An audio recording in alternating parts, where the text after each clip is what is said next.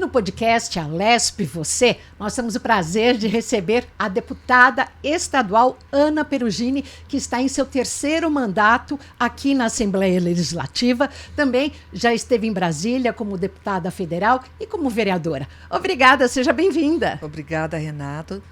Obrigada pela oportunidade. E o local está muito bonito. Eu que vim no passado não era assim, viu? Não, e a senhora está longe há quanto tempo aqui, já que os seus mandatos não são contínuos? Então, eu fiquei em Brasília de 2015 até 2018. E agora retorno aqui para a Assembleia Legislativa. Conta uma coisa, o que a senhora falou já, começando pelos estúdios aqui da TV Alesp, que estão muito diferentes, inclusive muito mais modernos. O que mais que a senhora sentiu assim de impacto na hora que voltou? A juventude aqui dentro, o número de mulheres, nós estamos hoje em 25 mulheres.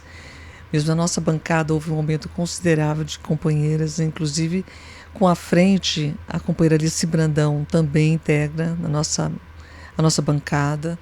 Então, há uma novidade. E também a experiência dos parlamentares que foram eleitos.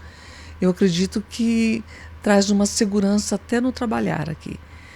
E no plenário, não sei se você observou também, uma movimentação diferente, até irreverente, que mexe, né? É bem desse momento que nós estamos vivendo. Mexe com tudo, causa uma inquietação. Eu acredito que nós vamos aumentar ainda mais o número de mulheres nessa casa. Da geração que foi eleita pela rede social? Eu acredito que das mulheres eu não observei tanto a geração da rede social, mas mulheres com uma carga grande de conteúdo, né, com bandeiras muito específicas, com causas muito nobres e que precisam ser tocadas, né, nesse século, pela civilidade, já que a pandemia veio, algo de novo e de bom, principalmente, precisa de acontecer. E está acontecendo. E nesse retorno, a senhora também se depara com 2 mandatos coletivos, né? Sim. Da Mônica Seixas e também da Paula. Isso, com muita força, né? É uma experiência nova também de parlamento, os mandatos coletivos, né? E traz um vigor, porque não é só uma pessoa direcionando ali, né? Eu tento trazer o coletivo para o meu mandato, na forma de conduzir o nós, da discussão, de tomarmos decisões juntos, de toda semana nos reunirmos para avaliar, para planejar as ações. Mas quando você tem, no caso, mais de uma mulher no mandato coletivo assumindo uma cadeira tão relevante como no mandato aqui na casa, eu acredito que isso é inovador. Agora conta pra gente, quem está ligado no YouTube ou conectado através do podcast, quem é Ana Perugini? Como que a senhora entrou para a política? Quem é Ana Perugini na política? Isso. Não dá para ser Ana Perugini na política, dá para ser a Ana Perugini, porque nós nascemos, temos um berço de formação e a vida vai nos moldando, né? Ou para o bem ou para o mal, nós vamos nos moldando. A Ana é uma mulher muito forte e muito delicada também.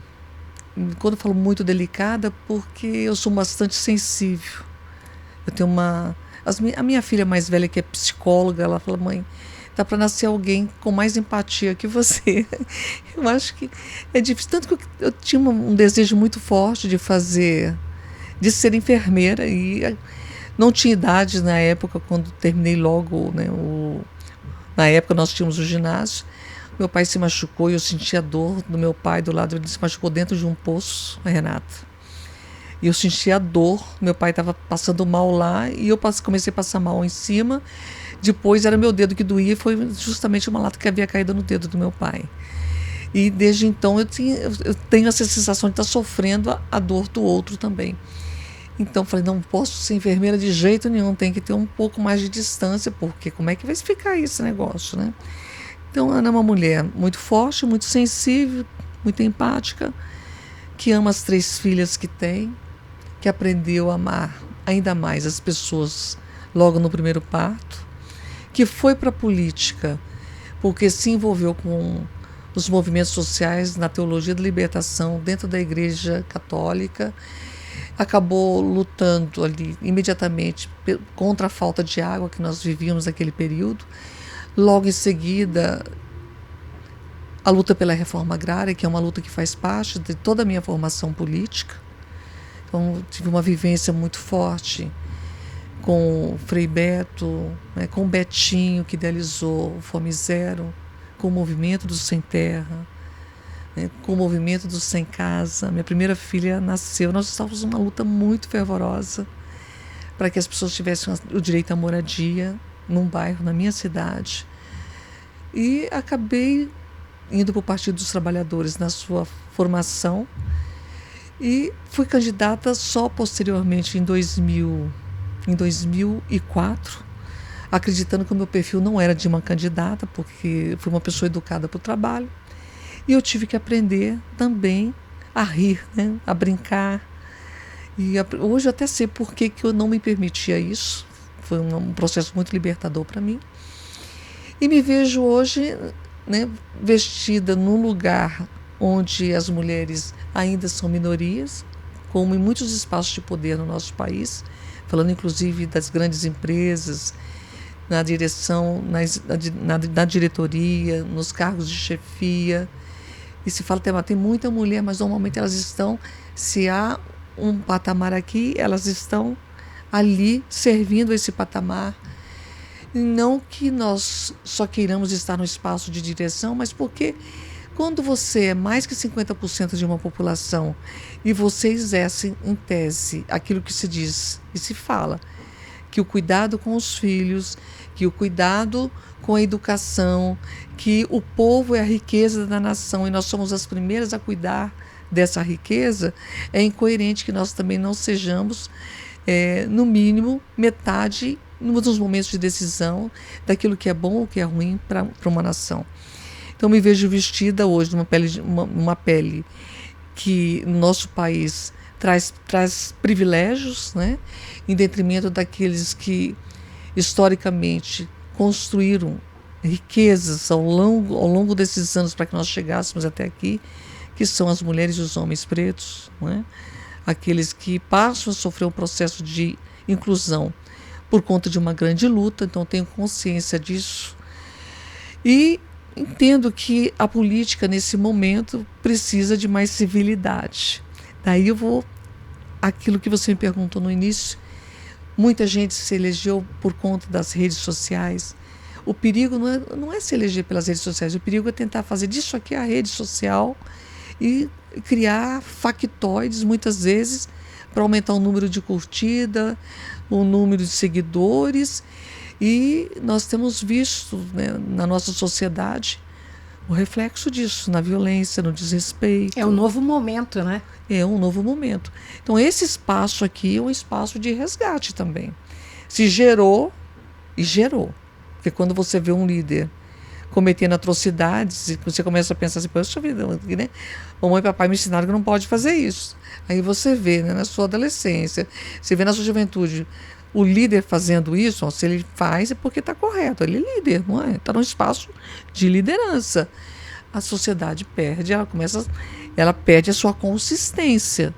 Até porque, eu estou falando muito? Não, por favor. Até porque nós vivemos numa cultura, que é a cultura do patriarcado hoje, num sistema capitalista, onde o lucro é por demais ou o mais importante, não é? E uma educação que vive a serviço desse sistema. Então, inclusive a reforma, né, do ensino médio mostra muito claro isso. E nós lutamos para que essa reforma não aconteça, porque nós precisamos de resgatar valores, né? Então tem muita coisa acontecendo e esse espaço é um espaço de muita responsabilidade. E quem vai para um espaço como esse e não assume a sua responsabilidade está contribuindo para que haja violência. Em todos os sentidos. Em todos os sentidos. Começando a violência doméstica. Também, com certeza. E depois agora uma violência escolar que preocupa bastante. Claro, claro. E como profissional do direito, eu penso que há coisas que nós não podemos aceitar mais no nosso país. Você sabe que há uma lei que proíbe o fascismo no nosso país, né? Então não se trata de ser condescendente com esse tipo de atitude no nosso país, de você e a falta de investimentos para gerar valores novos na educação. Então, quando você resolver, aí vem um posicionamento, que é um posicionamento meu, quando você fala assim, olha, vou impedir que aconteça violência na escola, colocando mais polícia na escola. É importante ter polícia na escola. Olha, em horário de entrada e saída de alunos, né, você ter que ficar driblando com os carros é por demais perigoso, né? Em horário noturno, você proteger a vida das pessoas que estão entrando, isso é necessário. Agora, nós precisamos de ter mais que isso para inibir a violência. É preciso ter consciência, é preciso ter acesso a tratamentos, né? Porque nem tudo é só um problema psicológico. Nós estamos caminhando para uma doença, né? Para transtornos. E muitas famílias não têm acesso a um psiquiatra, não têm acesso a um tratamento psicológico. Então nós precisamos de uma estrutura. Não tem conhecimento. Nós precisamos de uma estrutura dentro da escola. Daí também já emana uma outra concepção em relação ao local da educação, né? Porque muitas vezes você atribui ao professor, né, uma tarefa que não é dele. Mas muitas vezes as famílias que você falou, não têm o conhecimento, né, elas não interagem com a comunidade escolar também, né? Então, para que uma criança vá bem, um adolescente vá bem na escola, é preciso a participação da família. Não tem como não ter participação da família na escola. E, minimamente, nós precisamos, eu até penso, nós precisamos de fazer alguma coisa em relação à anamnese, um questionário, para quando você vai receber alguém numa escola. É preciso saber como se dá a relação familiar. Outro dia eu estava numa reunião de mulheres, né, e nós estávamos conversando sobre um problema que ocorreu, e aí uma mulher colocou, mas é constrangedor perguntar, né, se já sofreu violência doméstica, que tipo de violência. Eu falei, por quê? Aí todo mundo parou e olhou, mas por quê? Tem gente que não consegue falar. Falei, antes nós não falávamos porque nós sentimos vergonha, porque isso era atribuído a nós. Porque nós começamos a falar e começamos a enfrentar e criar condições de enfrentamento, nós começamos a entender que nós sentimos medo. Agora, nós entendemos que nós precisamos de sair do medo, senão nós vamos difundir cada vez mais essa cultura. E enquanto não houver, né, objetivamente, uma pergunta, assim, tem alguém que é diabético na família? Sim ou não? Já sofreu violência? Que tipo de violência? Né? Precisa de ter. Então, nós precisamos de começar a ir quebrando esses tabus, né? Quebrando essas ideias pré-concebidas para, de forma bem objetiva, começar, né, a banir esse tipo, né, de cultura e parar de acharmos que nós vamos resolver isso, né, colocando uma tela de proteção, porque a tela de proteção, enquanto ela estiver ali, né, quando você não alcançar além da tela, ela está ali, mas ela vai estar ali para sempre. Você vai ter o tempo todo um policial andando com você? Não. Então nós precisamos de dar uma condição de mudança na sociedade. Não tem outra forma. Para isso tem que ter psicólogo, para isso tem que ter assistente social, para isso tem que ter uma interação com a família. Reciclagem dos professores. E olha para você, nós somos, de certa forma, né, não cabe muita a inocência nas instituições. Quando você tem, por exemplo, um professor chega, como é que ele foi até uma delegacia se era um menor? Então teria que ser acionado o conselho tutelar. Vamos colocar assim. O que deve o conselho tutelar nessa condição? Ah, não, mas ele foi numa delegacia. Ah, tá. Em relação ao aluno que estava na escola, qual foi o encaminhamento em relação à escola e em relação aos pais? Né? Para que não se chegasse a vias de fato numa situação que você percebeu que havia um comportamento ali, que era um comportamento doloso, exacerbado de violência, né? Então, nós precisamos de tomar um pouco mais de cuidado, porque uma coisa eu não vou fazer, é bobagem, eu não tenho esse direito. Eu simplesmente não tenho direito. Há que se ter um protocolo. um protocolo de resposta para inibir aquilo que vem acontecendo, não é? Então, eu acredito que nós estamos caminhando. Eu encontro muitos diplomáticos e falo assim, não, eu sou, né, uma otimista esperançosa. Eu quero melhorar, eu acredito que a sociedade precisa de melhorar e tem muita gente querendo melhorar. Você me deu a oportunidade de tratá-la assim.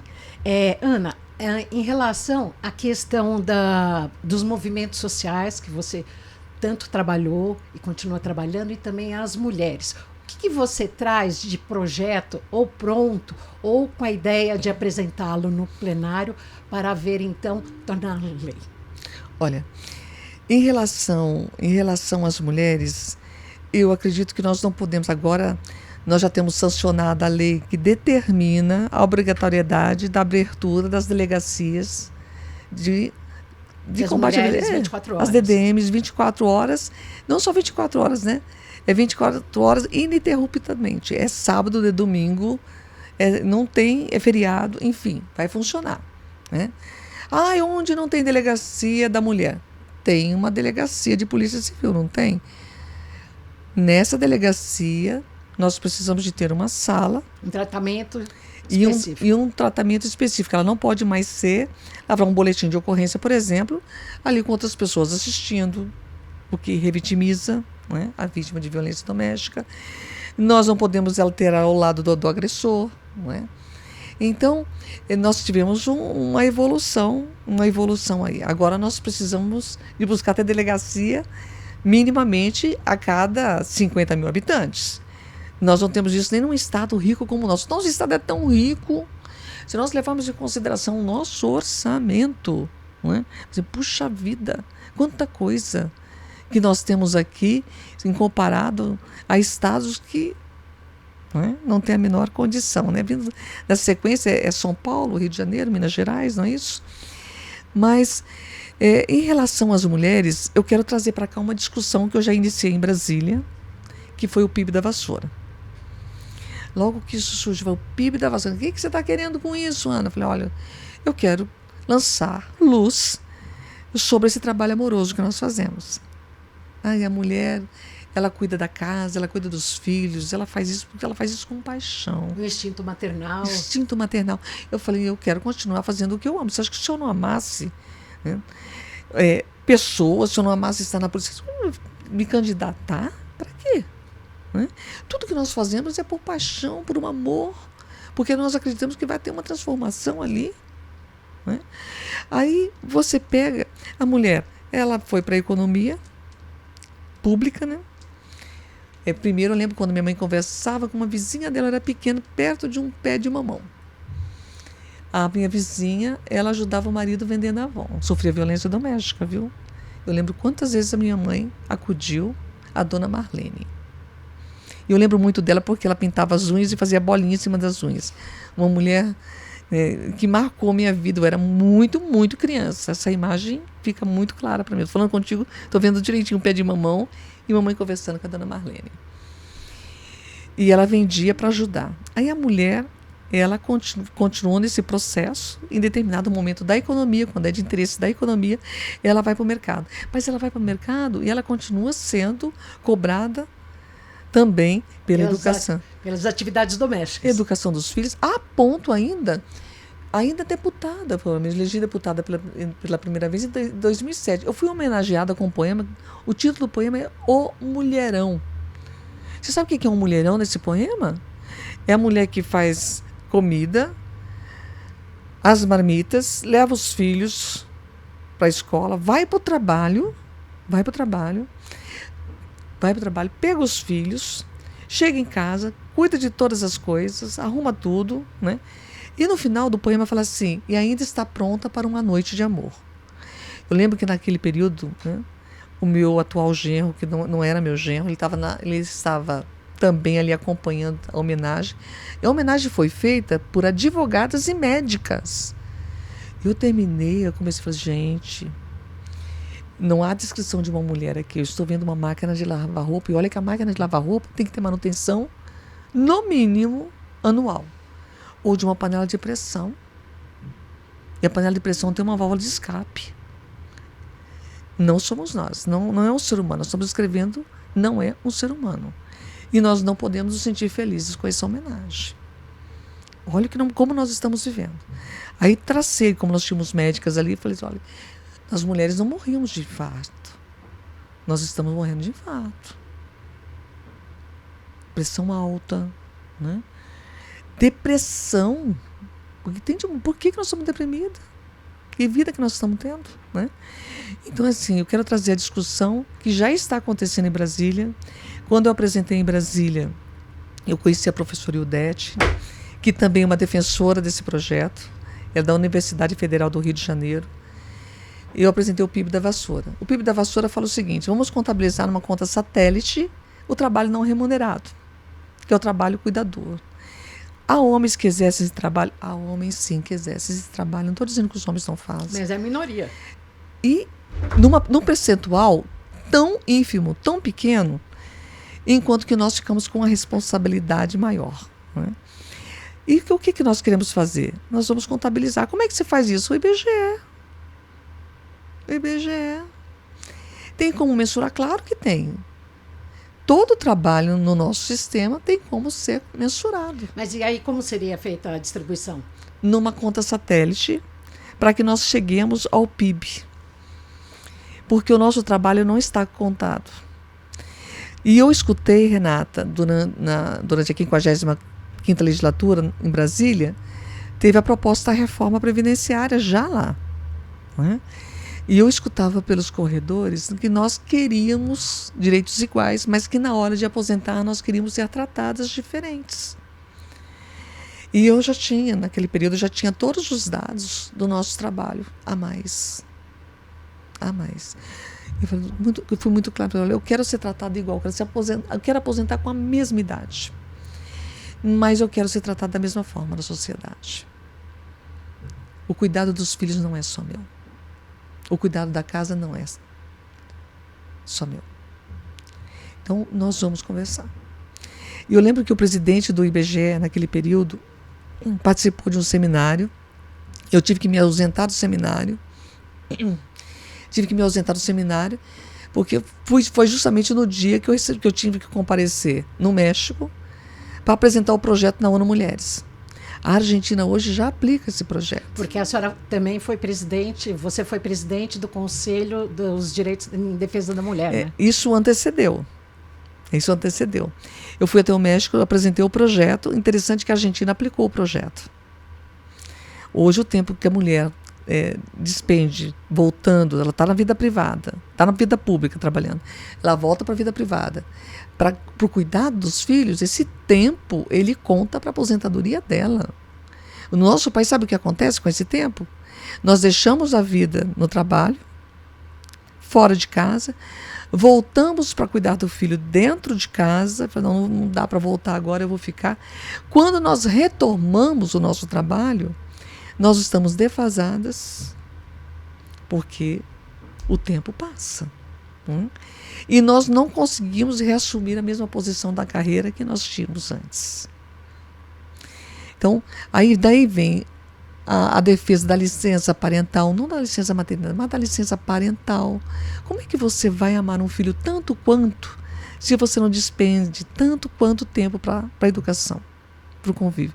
Eu tenho uma expectativa que esse projeto do PIB da Vassoura, que hoje a deputada Luiziane Lins, ela mantém a discussão em Brasília, traga luz, né?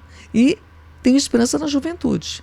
E que nós consigamos. Aí alguém virou para mim e falou assim: mas a dona de casa, a mulher que não trabalha, a dona de casa, ela pode recolher como autônoma e se aposentar. Eu falei: em que país que você está vivendo? Quando foi que uma mulher que ficou em casa cuidando dos filhos no nosso país, eu não estou discutindo Estados Unidos, não, estou discutindo Brasil. Quando foi que uma mulher que ficou em casa cuidando dos filhos, cuidando da casa, né, ela conseguiu pagar um carnê de autônoma dela? Essa é a pergunta que tem que ser feita, né? E isso traz luz, essa invisibilidade, porque é muito triste a invisibilidade que nós vivemos, né? Você vê uma mulher, né, com 1, 2, 3 filhos. Às vezes os casais fazem a opção de ter um filho a cada 4 anos, um filho a cada 2 anos, né? E você ouvir dela, numa fila, né? Qual que é a sua profissão? Você fala assim, olha, eu não trabalho. Eu não trabalho, eu só tomo conta da casa. Eu tenho certeza que você já ouviu isso. Sim, claro. Ou, do lar. Eu sou do lar. Pode colocar do lar aí. Como é que pode? Eu fico olhando e falando, meu Deus, que país que nós estamos vivendo. Quando é que nós vamos acabar com essa desigualdade, com essa invisibilidade que nós sofremos? Eu espero que isso um dia aconteça. E com certeza o PIB da Vassoura vai trazer luz a esse tema, como a Lei Maria da Penha trouxe também a violência doméstica. Então, um projeto que a senhora já tem pronto e quer vê-lo implantado é a questão do PIB. E depois como é que é feito? Acontece satélite, mas depois como é que é feita a distribuição às mulheres? Assim como é feita a contabilização do que nós produzimos no comércio, do que nós produzimos na indústria, em bens e serviços. E a partir de que idade que seria distribuído? O censo vai na sua casa, ele pergunta quantos filhos você tem, não pergunta? Pergunta quais são os equipamentos domésticos. Não pergunta. Ele pergunta se você tem alguém que ajuda nos afazeres. Não pergunta? Não. Não. O IBGE já fez isso em 5 estados do Brasil. E o IBGE, nesses 5 estados, levantou que o que nós produzimos chega a ser o que a indústria brasileira produz. Não, mas eu entendi. Mas a questão da entrega do dinheiro para essas mulheres. O reconhecimento disso pode ser dado contabilizando a nossa aposentadoria. Então seria a partir de determinada idade. A partir de determinado cuidado. Porque se o Estado não faz, alguém tem que fazer. E quem é que está fazendo? E como é tratado hoje quem faz? Não? Essa é uma questão que tem que ser colocada. Essa é a pergunta. Nós estamos felizes desse jeito? Nós estamos felizes ouvindo que nós queremos diferenças nas horas oportunas? Então, eu acredito que não. Eu acredito que nós gozamos de inteligência, de vivacidade, de força, de sabedoria e temos um dever, uma missão a cumprir. Né? Eu espero que um dia, como nós lutamos para que nós tivéssemos a vacina do HPV, para que todas as mulheres, e hoje alcança todos os meninos e todas as meninas, na rede pública do Estado, eu espero que um dia nós não tenhamos mais violência doméstica. A pandemia mostrou que há um jugo econômico que determina também a violência. Quando nós precisamos ficar confinados em casa, nós sentimos isso. E há uma carga cultural que determina que o homem precisa ser alfa para ser homem. Aliás, eu posso sugerir um filme aqui? Sim, claro. Por favor. Gente, quem não assistiu, é muito engraçado. É uma minissérie rapidinha, Homens Alfa. Vale a pena para entender um pouco o que é a cultura do patriarcado. E como o homem age, como a mulher age numa cultura como essa. Não é com o Fábio Porchat? Olha, agora você me pegou. Porque eu vi uma série nacional semelhante a essa com o Fábio Porchat, também o pessoal do Porta dos Fundos. Não é essa não. Acho que, se eu não me engano, ela está numa plataforma, não lembro se é Amazon Prime ou se é Netflix, mas é muito interessante. Vale a pena até assistir em família. É uma minissérie, é bem rapidinho, mas você vai rir muito no final. Você, puxa, não tinha pensado nisso. Repete, então, por favor. Homens Alfa. Homens Alfa. Vale a pena. Depois, olha, procura, Renata, depois você me conta. Deputada, você está preparada para dialogar, debater com os homens, inclusive os mais longevos que estão aqui na casa? Olha, eu acredito que o ser humano não está sempre pronto e nunca está pronto. Mas o que nos paralisa é o medo, né? Sabe que a Bíblia fala isso, né? Foi repetido todos os dias, né? Não tenhas medo, não tenhas medo, não tenhas medo. Eu sei quem eu sou, né? Sou um ser humano e eu sei o que eu devo fazer. Sempre num grau de muito respeito, porque o contrário, eu diria até o seguinte, as pessoas há uma confusão muito grande entre o que é ser de direita, o que é ser de esquerda, o que é ser de centro. Tudo isso é muito bem-vindo. A democracia é muito bem-vinda, direito, centro, esquerda é muito bem-vindo. O que não é bem-vindo é o fascismo, que é a apolítica. que é olhar para outro ser humano como se ele não fosse ser humano. Então existe animais e existe gente. Todos nós somos animais, não é? Todos nós. Então, todos nós somos gente. E ninguém pode matar ninguém, ninguém pode discriminar ninguém, ninguém pode atacar ninguém e ninguém pode deixar de ser punido quando a lei prevê. Então, é essa a questão. Então, dentro de esquerda, centro, direita, não tem problema. A gente conversa. O que a gente não pode tolerar é a intolerância. Tem um limite. O meu limite é: eu não tolero a intolerância. Eu não me permito isso. Eu não me permito achar que isso é normal e natural, porque não é normal, não é natural, não é civilizado. A normatização de muitas questões hoje em dia, né?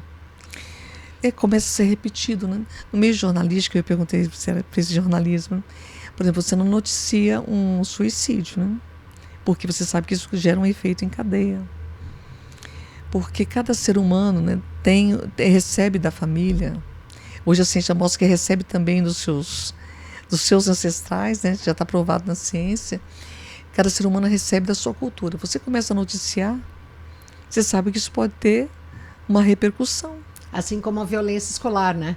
Que diz que no caso que nós tivemos no mês de março, há imagens e eles pediram, por favor, para não se propagar as imagens, porque senão isso acaba dando ideia para os... Acaba dando ideia para os... Você lembrou uma coisa que é muito importante. Nós temos um jogador de futebol que está preso na Espanha. Daniel Alves. Crime, estupro. Né? Na Espanha tem um movimento que não é um movimento nosso. E tem um outro no Brasil que foi condenado na Itália, mas que está solto no Brasil, que é o Robinho, né? Agora, olha que coisa mais interessante tanto da lei como da cultura na Espanha. Né? Por um episódio que aconteceu na Espanha. Aqui nós temos o movimento não é não. Na Espanha nós temos um movimento só sim é sim. É muito interessante isso. Porque não há dúvidas aí. Como é que eu vou saber? É muito simples. Só sim é sim. Porque houve até uma alegação, né? Mas estava assim, estava assado, né? Não, só sim é sim. E acabou a conversa. A outra questão é que todos estão imbuídos em acabar com essa violência. Então, quando aconteceu o fato, o segurança do local, né? As pessoas do local tomaram providência. Ninguém ficou com medo de fazer aquilo que deveria. Pelo contrário, acolheram a vítima. Acolheram a vítima. Então, essa é uma questão interessante que nós precisamos trazer também para essa cultura de combate à violência. Né? Quando eu comecei a tratar dessa questão aqui, tinha uma frase que eu gostava muito: em briga de marido e mulher, a gente coloca a colher. É assim, em briga de marido e mulher, a gente coloca a colher.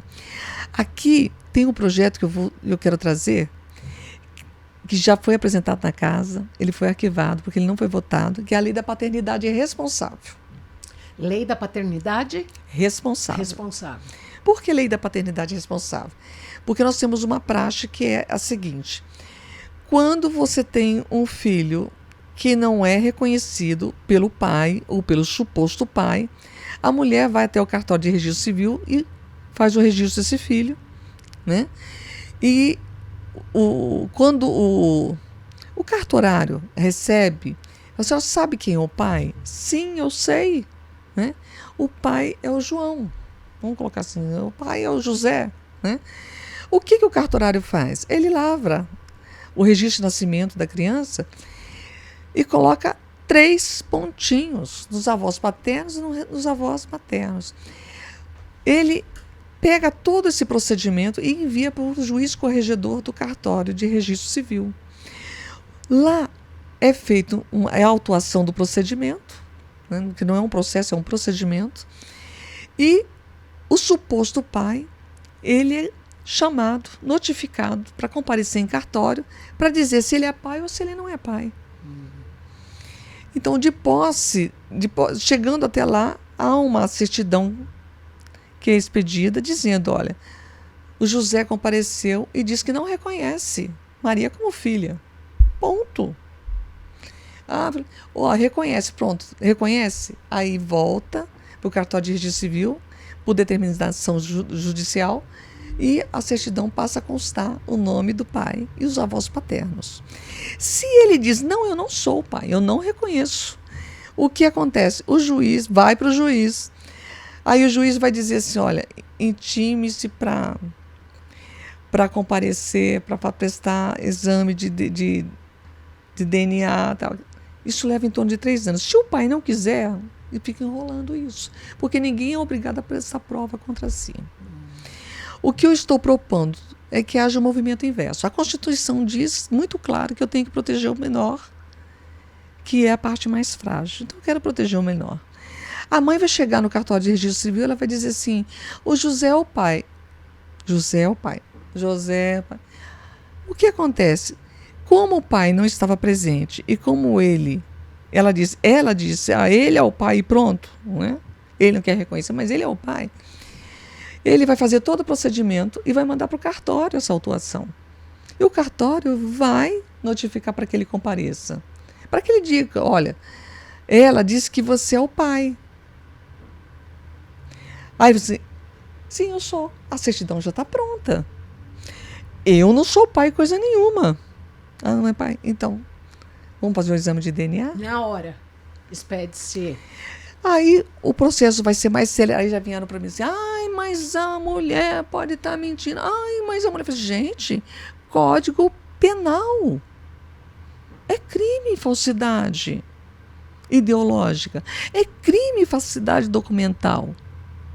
Quantas mulheres vocês acham que vão cometer esse crime? Ela vai responder criminalmente. Mas há uma implicação muito séria. Tem implicação no direito a alimentos. Né? Porque você imagina uma criança levar 3 anos para ter direito a isso? O quanto que a mãe teve que se virar para... Então, aí fala assim, mas vai responder. A mulher vai responder. A mulher que faltar com a veracidade, ela vai responder. E eu vou lhe dizer, nós não podemos pautar nenhum ordenamento jurídico por minoria. Nós precisamos de levar em consideração aquilo que acontece massivamente na sociedade. Né?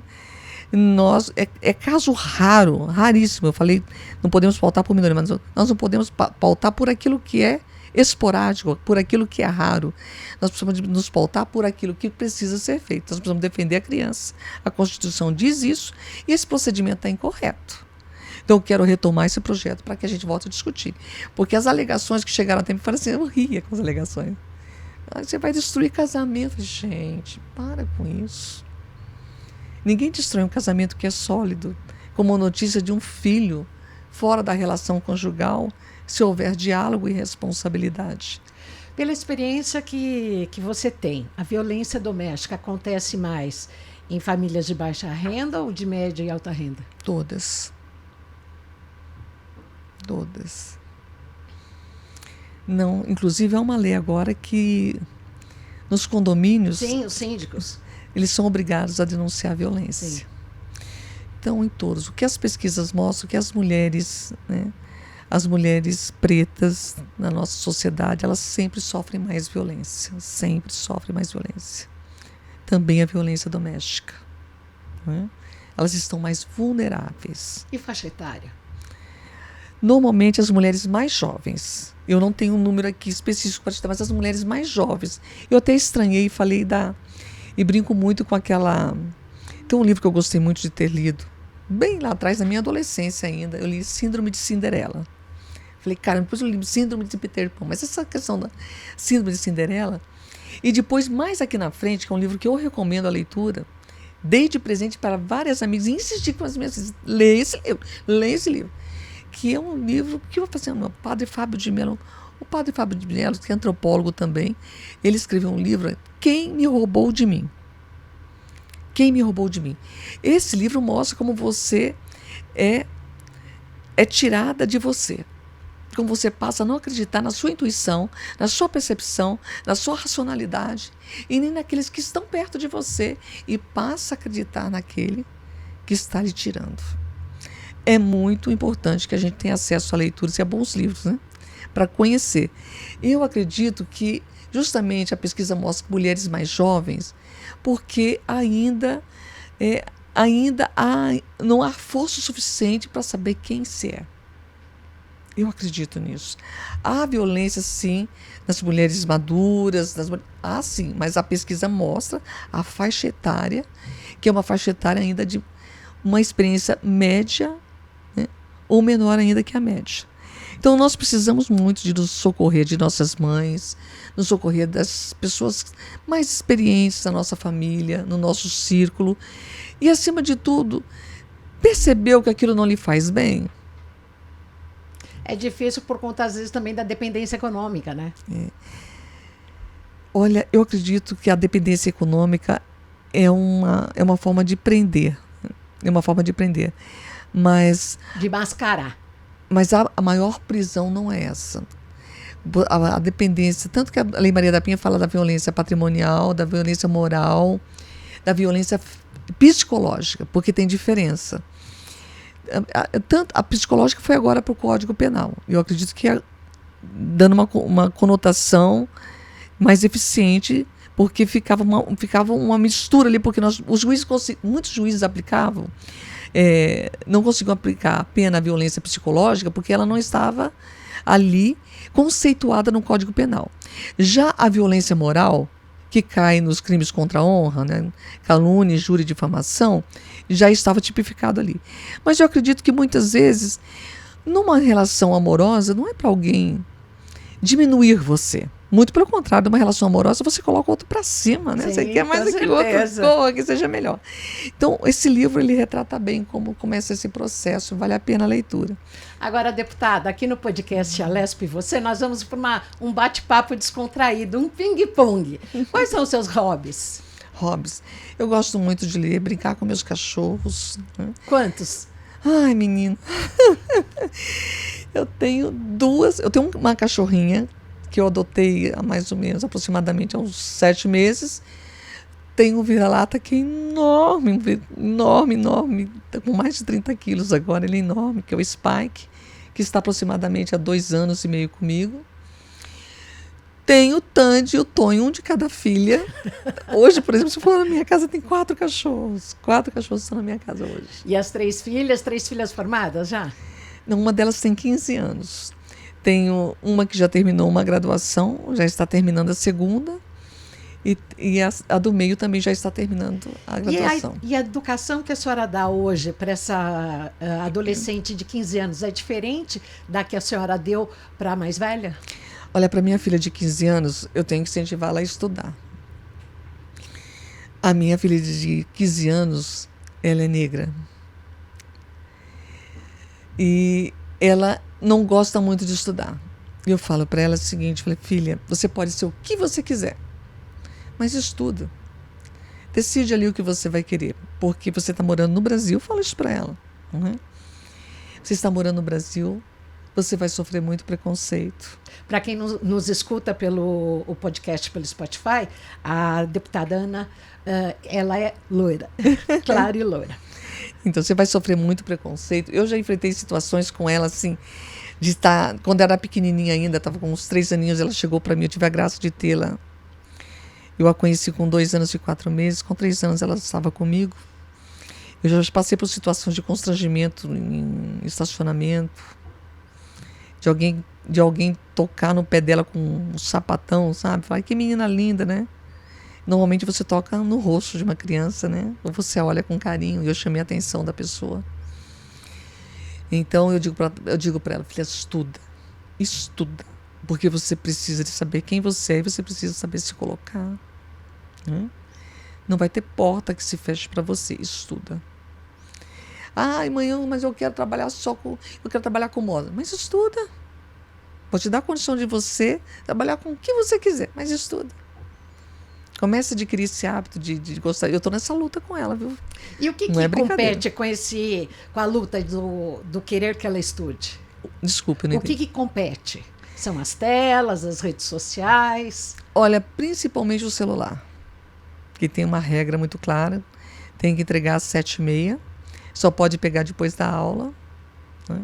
Tem limitação onde pode usar, onde não pode usar. E ela é rebelde por conta disso?